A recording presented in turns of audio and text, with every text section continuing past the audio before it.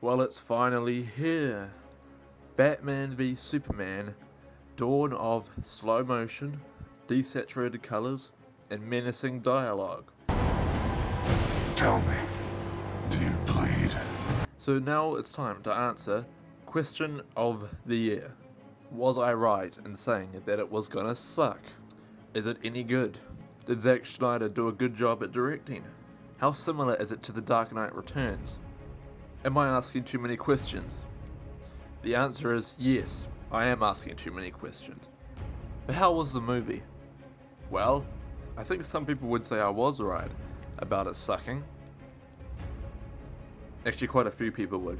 But I didn't think this was a bad movie, no. So let's get into the plot. There isn't one. Okay, now let's get into the things I liked about the film. Batman.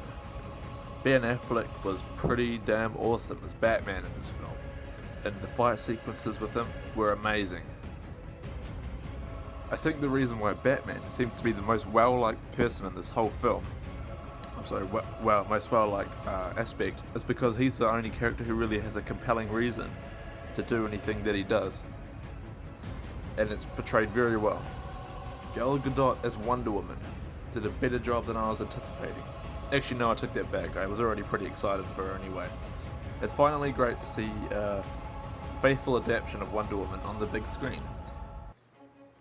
And they actually managed to fit her pretty well, considering the gritty, darker, modern, edgy remake. Because obviously they're not going to have the classic 70s Wonder Woman in this day and age, just like they wouldn't have the typical Christopher Reeve style Superman either. So, what do you expect? Henry Cavill as Superman, just like I had anticipated. Henry Cavill, he's a good Superman. He was good on Man of Steel, and he was good on this movie. That's it, move on. Nothing else to say about Superman. The action.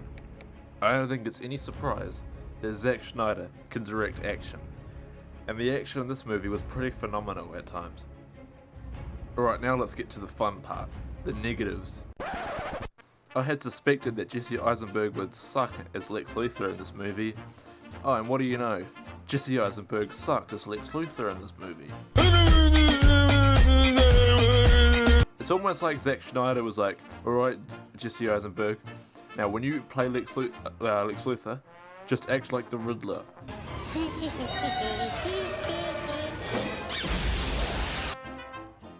That's exactly what it's like. Nice one. You deserve a round of applause there, mate.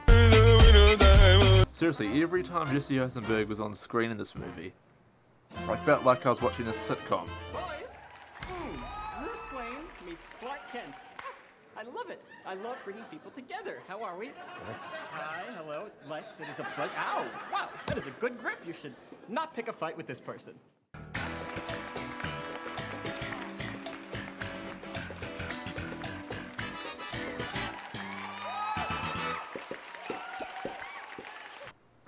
Seriously, I don't know why they even cast Jesse Eisenberg. It's a joke. Out of all the people you could have chosen to cast, you chose him. I still don't understand. How did that fall into your hands? As very strange, as very strange, as very strange,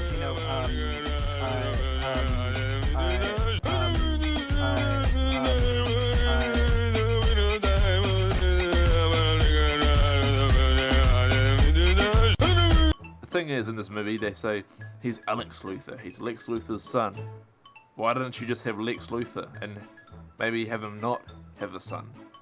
It's just a thought, There are so many actors out there that would have been a better choice for Lex Luthor, like Corey Stoll.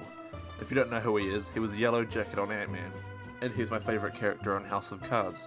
Or even Bryan Cranston. A lot of people suggested him, maybe, huh? And as I suspected, Doomsday was just shoehorned in for I don't even know, 20 minutes of the movie.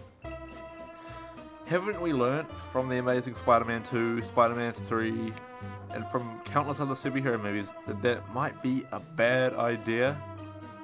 Seriously, it tends to tick off, comic book fans quite a bit.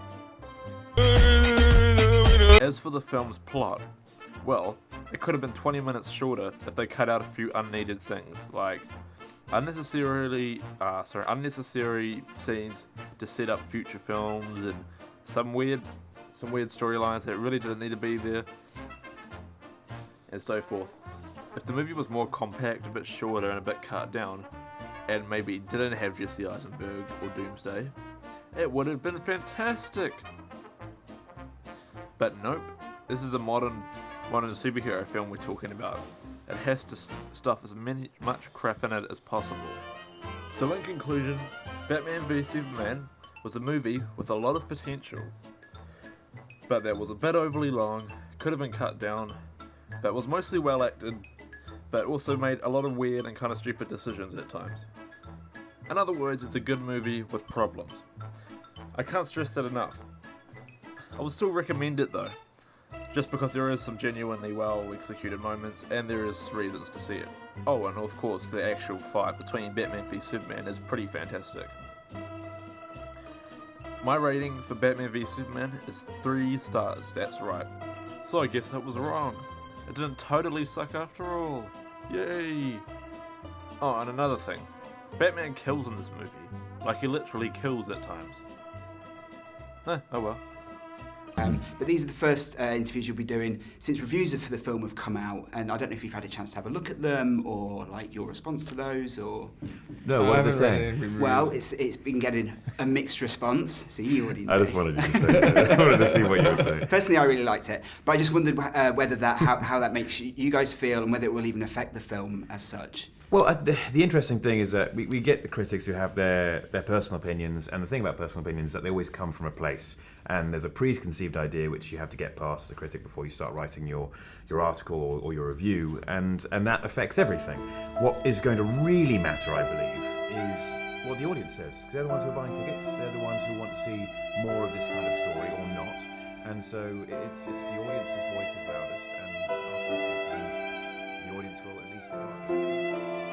Ben? I agree. I mean, look, you know, I made the movie for. I'm a comic book guy, and I made the movie based as much as I could on that aesthetic, and so I don't know how else to do it 100%. So it is what it is, you know.